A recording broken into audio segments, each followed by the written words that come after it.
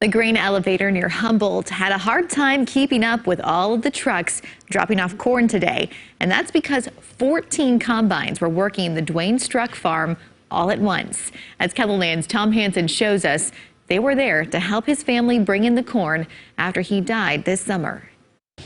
Dwayne Struck, known as Butch to his friends, planted this field in the spring.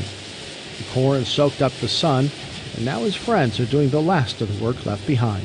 He had a little over 500 acres of corn were taken out for him today. There's 14 combines, probably that many trucks and grain carts out combining for him today. When word got out, so many people wanted to come out here and help, they actually had to turn people away. Butch was everybody's friend.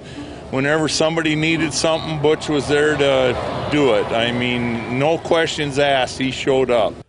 Butch was a big part of this community, serving on just about every community board, from the fire department to the elevator to the township.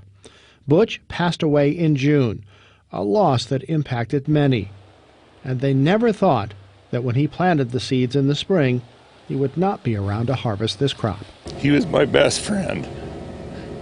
And more than once, when I was having difficulties or had some problems of my own, Dwayne showed up to help me.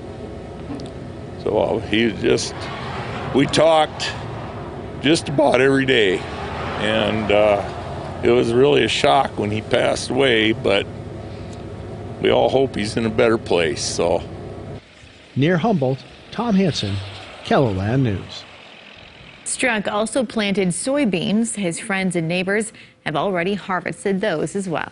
The family of a 17-year-old who was killed by a drunk driver is keeping his memory alive by helping others with an annual fundraiser called Rock the Rim. This